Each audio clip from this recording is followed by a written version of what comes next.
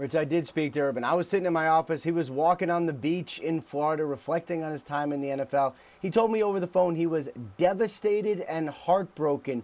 Two key words there as far as his reaction to his firing. He apologized to the city of Jacksonville. He told me when he arrived there, he envisioned standing room only stadium seating. He envisioned Jacksonville being a destination place with a new facility.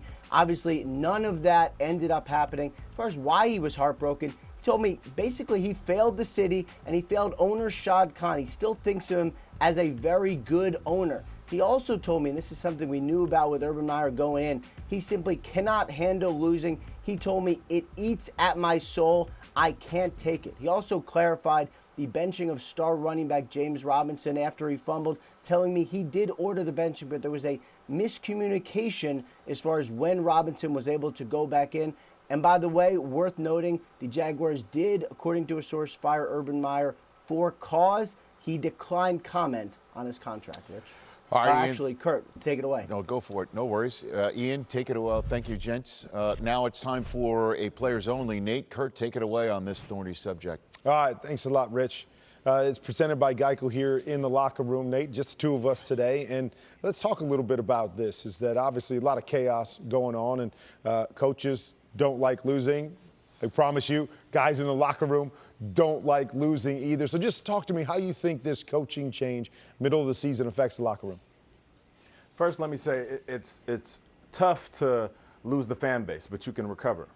As a coach, it's tough to lose the front office, but you can recover. But as a coach, when you lose that locker room, it's inevitable. You will lose your job. I feel like that because I've seen locker rooms be disconnected because of what's going on above them. Now, with that said, what happens once the coach is gone? I've been in those situations. Even though I could be a leading voice, I could be one of the guys that can rally the team together, hit them with the rah-rah speech straight out of a movie. I'm just a wide receiver. You have to look at your leaders at certain positions. On the defense side of the ball, maybe it's a D lineman or a linebacker. On the offense side of the ball, you know who it is, Kurt. It's your quarterback. So Trevor Lawrence, this is on you. I mean, this segment is presented by Geico, so when you lose your coach, you're going to have an insurance plan. What's your insurance plan?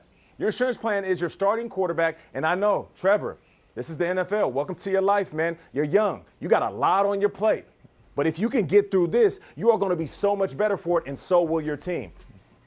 Yeah, you know what, Nate, I've been through a situation similar to this, and I've seen this game change a lot of people. I've seen losing change a lot of people. And to me, the locker room or a team and an organization is all about us being together and feeling like we are together. Man, defense has the offense's back. We're not talking against each other in a locker room. Coach has the coach's back, has the players' back. And that, to me, when you see that disconnect, and that's kind of what you were hearing down there in Jacksonville, was coach didn't have anybody's back. It was like, okay, here's me, and then here's you.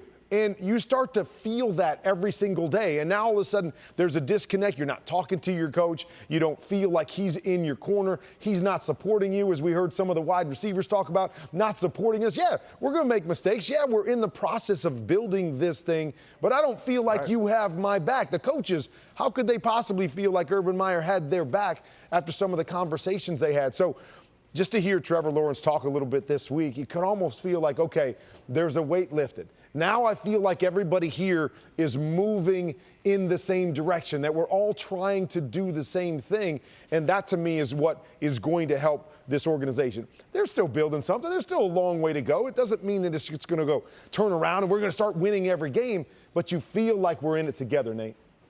And here's a bit of advice to all of those players. Every single day is a resume. I get it.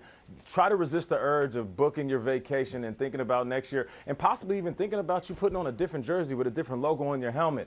Every single day, every single game is a resume. There's somebody watching. They're going to check out your tape. They're going to check out your film. And if you pack it in and you just figure, oh, man, this season is a wash anyway, you might be putting yourself in a worse off position next year, because somebody's going to say, you know what, he's not an absolute professional. We know everybody's going to play well and have a smile on their face when things are going good, but the leaders, the real men in this league, they step up when things are going bad. So make sure you guys finish the season strong. Yeah, good stuff, Nate.